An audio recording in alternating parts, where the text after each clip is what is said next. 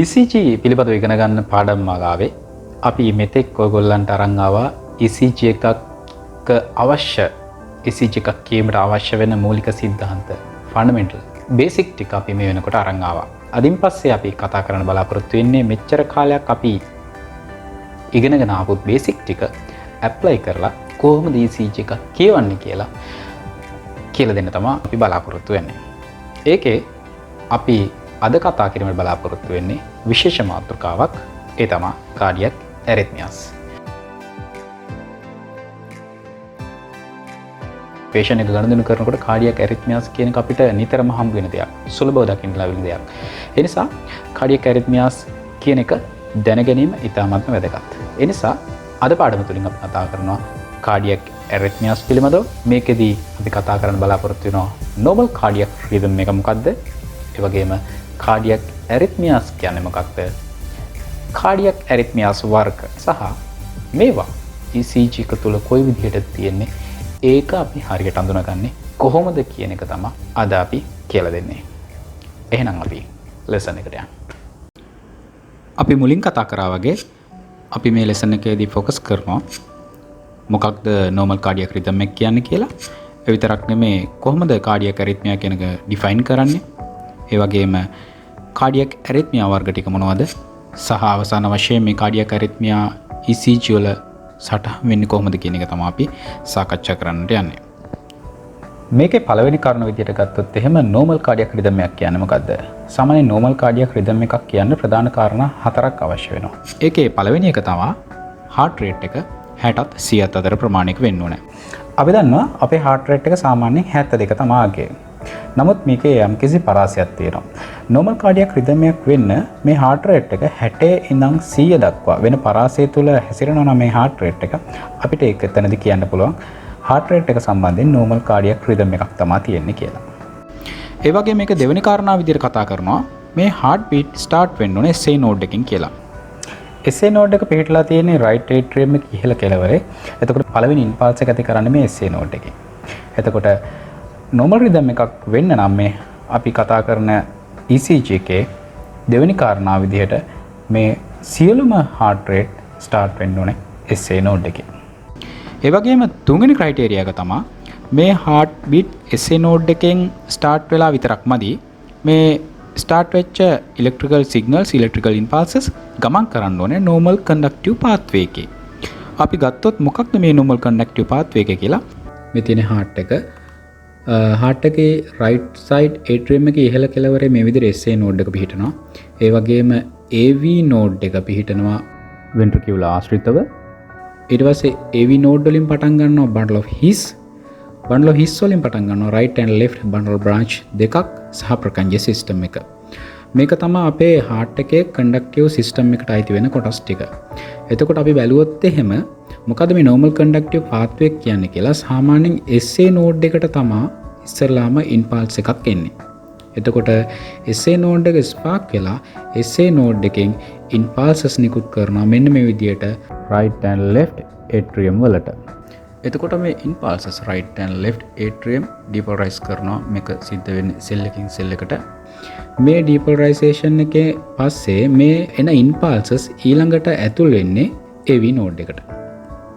ඊට පස්සේ AV node එක depolarize කරලා ඊට පස්සේ මේක ඇතුල් වෙන්නේ bundle of His වලට. bundle of His depolarize වෙලා ඊට පස්සේ මේක යනවා right and left bundle branch දෙක දිගේ.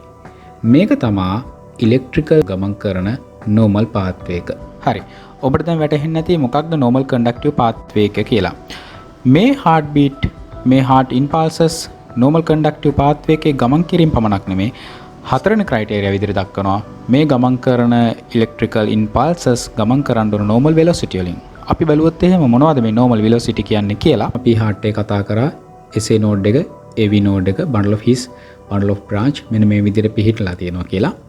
ඒකදී අපි කිව්වා SA node එක මේ විදිහට මුලින්ම spark වෙනවා කියලා කිව්වා. right? ඊට පස්සේ මේ SA node එකෙන් impulses එනවා right and left atrium වලට. මේ depolarization එක සිද්ධ වෙන්නේ cell එකෙන් cell එකට. ඒ නිසා මෙතනදී impulses ගමන් කරන්නේ යම්කිසි අඩු වේගයකින්. මෙතනදී ඉම්පල්සස් ගමන් කරන්නේ යම්කිසි අඩු වේගයකින්. අන්න ඒ නිසා තමයි මේ යටින් පෙන්වන ආකාරයේ P wave එකක් අපිට ECG එකේ සටහන් වුණේ. හරි. ඊට පස්සේ මේ ඉම්පල්සස් ගමන් කරන්නේ AV node එකට. right? AV node එක කියන්නේ ස්පෙෂලායිස් විදියට හැදුණු කන්ඩක්ටිව් සිස්ටම් එකේ අයිති කොටසක්. මේක ආවේග ගමන් කරේ ඉතාමත්ම අඩු වේගකින්. ඉතාමත්ම අඩු වේගකින් තමයි ගමන් කරේ. ඒ ආවේග ඉතාමත් අඩුවෙන් ගමන් කරන නිසා තමයි මේ පහලින් පේනා වගේ ප්ලැටෝ පේස් එකක් මේ ECG එකේ අපිට දකින්න හම්බුනේ. හරි. ඊට පස්සේ මේ ඉම්පල්සස් ගමන් කරන්න ගත්තේ bundle of his සහ bundle of branch වලින්. දැන් bundle of his සහ bundle of branch කියන්නේ විශේෂයෙන් සැකසෙනු කන්ඩක්ටිව් සිස්ටම් එකට අයිති කොටස් දෙකක්. එතකොට මේ වගේ ආවේග ගමන් කරනකොට ඉතාමත්ම වේගෙන් තමයි ආවේග ගමන් කරේ. මේවන් ආවේග ගමන් කරන ඉතාමත්ම වේගෙන් තමයි ආවේග ගමන් කරේ. ඒ නිසා අපිට ECG එකේ මෙන්න මේ විදිහට bundle of branch දිගේ ආවේග ගමන් කරනකොට QRS complex එක මෙන්න මේ ආකාරයේ විදිහට තමයි අපිට දක්නට ලැබුණේ. මොකද ඉතාමත් වේගෙන් තමයි ආවේග ගමන් කරේ. ඊට පස්සේ සාමාන්‍යයෙන් අපේ සිද්ධ වුණේ මුළු heart එකම repolarization එක. ඒක සාමාන්‍ය අඩු වේගයකින් තමයි සිද්ධ වුණේ. මෙන්න මේ වේග වලින් ඒ තැන්වලදී electrical signals ගමන් කරනවා නම් අපි කියනවා එතන normal velocity අනුව electrical signals ගමන් කරනවා කියලා. මේවා ගැන කලින් පාඩම් වලදී අපි ගොඩක් කතා කරලා තියෙනවා. ඉතින් ඒ නිසා ඔයගොල්ලන්ට පුළුවන් පල්ලෙහා අපේ link දාලා තියෙනවා. ගිහිල්ලා link බලලා ඒ පාඩම් වලින් අවශ්‍ය දේවල් ටික ලබා ගන්න. මේ විදිහට බලනකොට normal cardiac rhythm එකක් වෙන්නට නම් ප්‍රධාන කාරණා හතරක් සම්ප්‍රයුක්ත කරන්න වෙනවා. පළවෙනි දේ තමයි heart rate එක 60ත් 100ත් අතර ප්‍රමාණයක වෙන්න ඕනේ. දෙවෙනි එක තමයි මේ හැම heart beat එකක්ම start කරන්න ඕනේ SA node එකෙන්. SA node එකෙන් start කිරීම පමණක් ප්‍රමාණවත් නැහැ. මේ SA node එකෙන් ඇති කරපු heart impulses electrical signals normal conductive pathway එකේ ගමන් කරන්න ඕනේ. normal conductive pathway එකේ ගමන් කිරීම පමණක් නෙමේ මේ normal conductive pathway එකේ ගමන් කරනකොට ඒ අවස්ථාවවලදී තිබිය යුතු velocity වලින් මේ heart impulses ගමන් කරන්න ඕනේ. මෙන්න මේ කියන කාරණා හතරම සම්පූර්ණ වෙනවා නම් අපි ඒකට කියනවා normal cardiac rhythm එකක් කියලා. කිසියම් අවස්ථාවකදී අපි මේ කියන කරුණු හතරෙන් එකක් හෝ deviate වෙනවා නම් එකක් හරි වෙනස් වෙනවා නම් අන්න ඒ වෙලාවට අපි කියනවා මෙතන cardiac arrhythmia එකක් තියෙනවා කියලා. එතකොට තමයි අපි කියන්නේ cardiac arrhythmia එකක් තියෙනවා කියලා. අපි දැන් බලමු එහෙම වුණොත් අපි කතා කරපු මේ පළවෙනි දේ heart rate එකත් එක්ක කොහොමද cardiac arrhythmias ඇති වෙන්නේ කියලා අපි දැන් බලමු. අපි දන්නවා අපි normal heart rhythm එක 72යි. arrhythmias නොවෙන්නට නම් normal heart rate එක 100ත් 60ත් අතර වෙන්නට ඕනේ. දැන් අපි එහෙනම් බලමු ඔබ අතේ තියෙන ECG strip එක පාවිච්චි කරලා කොහොමද මේ තියෙන ECG එකේ heart rate එක අපි තීරණය කරන්නේ කියලා. හරි. මේ තියෙන ECG strip එකක් සහ ඒකේ සටහන් වුණු ECG waves ටික. දැන් මේකේ ඔබට පේනවා ඇති මේ ECG strip එකේ ලොකු කොටු සහ පොඩි කොටු කියලා කොටු වර්ග දෙකක් තියෙනවා. එතකොට සාමාන්‍ය මැෂින් එකේ මේක ගමන් කරනකොට ගමන් කරන්නේ මේ විනාඩියට ලොකු කොටු 300ක් යන වේගෙන් තමයි මැෂින් එකේ සාමාන්‍ය ස්පීඩ් එක හදලා තියෙන්නේ. ඒක ඔබ මතක තියාගන්න ඕනේ මේ ECG එකේ heart rate ගණනය කිරීම සිදු කරනකොට. සාමාන්‍ය විනාඩියට ලොකු කොටු 300ක් යන ප්‍රමාණය වගේ වේගයක් තමයි සටහන් කරන්නේ. එතකොට අපි බැලුවොත් එහෙම දැන් එක heart circle එකක් කියලා කියන්නේ atrial depolarization එකක් පටන් අරන් ඊළඟ atrial depolarization එකට දක්වා කාලය. ඒ කියන්නේ P wave එකක් ඉඳන් ඊළඟ P wave එක දක්වා වෙන කාලය තමයි අපි බලන්නේ එක heart circle එකක් කියලා. එතකොට මේ එක heart circle එක බලන්න මෙතනදී P wave එකකින් ඉඳන් P wave එක දක්වා කොච්චර කොටු ගානක් වාට මේකේ පේනවද? 1යි 2යි 3යි කොටු 4යි. ආසන්න වශයෙන් කොටු 4ක දුරක් තමයි මේ එක P wave එකක් ඉඳන් අනිත් P wave එක දක්වා ගමන් කරන්නේ. එහෙනම් මේ heart rate එක ගණනය කිරීම හරිම ලේසි. විනාඩියක් තුල ලොකු කොටු 300ක් ගමන් කරනවා. එක heart circle එකක් ගමන් කරන්න ලොකු කොටු 4ක් යනවා. එහෙනම් heart rate එක ආසන්නව කොහොමද ගන්නෙ? 300 බෙදීම 4 ආසන්න වශයෙන් 75යි. මේකයි තමයි සරලවම ගණනය කිරීමක්. විනාඩියට ලොකු කොටු 300ක් යනවා. එක heart circle එකක් ගමන් කරන්න ලොකු කොටු 4ක් අවශ්‍ය වෙනවා. එහෙනම් ආසන්නව heart rate එක 75ක අගයක් වගේ ගන්න පුළුවන්. මෙතන පොඩි ගැටලුවක් තියෙනවා. දැන් සාමාන්‍යයෙන් ECG එකක අපිට P wave එක කියන එක ගොඩක් වෙලාවට significance නැහැ. අපිට ලොකුවට හොයාගන්න හරි අමාරුයි. ඒ නිසා ඒකේ උපක්‍රමයක් විදිහට අපි P wave එකේ ඉඳන් P wave එකට දුරමයින්වට වඩා අපි උපක්‍රමයක් විදිහට මේ ECG එකේ අපිට කැපී පෙනෙන wave එකක් තියෙනවා. ඒ තමයි R wave එක. ඒ නිසා අපි උපක්‍රමයක් විදිහට P wave එකේ ඉඳන් P wave එකට දුරමයින්වට වඩා අපි බලනවා R wave එකේ ඉඳන් R wave එකට දුර කොච්චරක් තියෙනවද කියලා. ඒකෙත් එතනත් බලන්න. එතනත් ඔයාලට පේනවා 1 2 3 4යි. ඒත් ලොකු කොටු 4යි. ඒත් මේ උත්තරෙම තමයි එන්නේ. රයිට්. අපි යමු ඊළඟ උදාහරණයට. දැන් බලන්න මෙතනත් අපි සාමාන්‍යයෙන් කතා කරනවා මෙතනත් ස්පීඩ් එක හදලා තියෙන්නේ විනාඩියට ලොක් කොටු 300ක් යන විදිහට. බලන්න මෙතන R සහ R අතර දුර ලොක් කොටු කීයක් තියෙනවද කියලා. ආසන්න වශයෙන් ලොකු කොටු 3යි. හරි. එහෙනම් අපි අර සරල ගණනය කිරීමට ගියොත් එහෙම බලන්න 300 බෙදීම 3 ආසන්න වශයෙන් heart beat 100යි. 300 බෙදීම 3 ආසන්න වශයෙන් heart beat 100ක් මේ ECG එකේ පාඩ පේනවා. right. අපි යමු තව උදාහරණයකට. මේකෙත් විනාඩියට ලොකු කොටු 300ක යන වේගයකින් තමයි මැෂින් එක හදලා තියෙන්නේ. දැන් මේකේ බලන්න R සහ R අතර දුර ලොකු කොටු ආසන්න වශයෙන් කීයක් තියෙනවද?